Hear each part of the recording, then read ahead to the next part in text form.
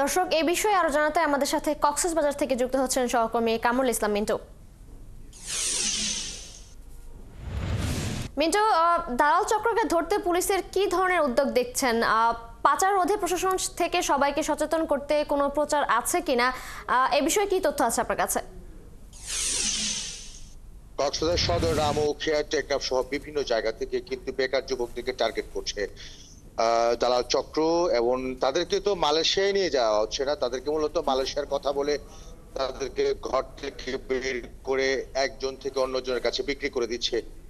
তো কিন্তু এই দালাল চক্রের যে দৌরত্বটা বেড়েছে, সে তাদেরকে ধরবার জন্য যে প্রশাসনের তৎপরতা যখন অভিযোগ পায় তখন শুরু হয়, কিন্তু মূলত তাদের অবস্থানটা এলাকা ভিত্তিক হলেও কিন্তু প্রশাসনের খুব বেশি জোরাজুরি করে অভিযান চলছে সেরকম তথ্য আমরা দেখি না।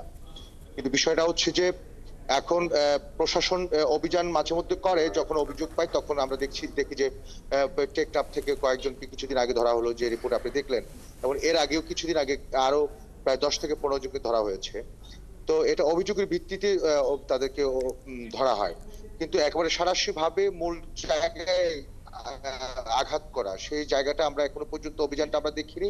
আর সচেতনতার কথা বলছেন, আগে যেভাবে করে সামাজিক যে একটা আন্দোলন শুরু হতো যে মানব পাচারকারীর বিরুদ্ধে বা মানব চক্র যারা আছে তাদেরকে ধরবার জন্য, সেভাবে করে প্রশাসনের পক্ষ থেকে যেমন সচেতনতামূলক কোনো প্রোগ্রাম আমরা দেখি না, কিভাবে হচ্ছে যারা সামাজিক সংগঠনগুলো আছে, রাজনৈতিক সংগঠনগুলো আছে, তাদের মাঝেও একটা তৎপরতা, মানুষকে সচেতন করার বিষয়টি আমরা তেমন লক্ষ্য করি না।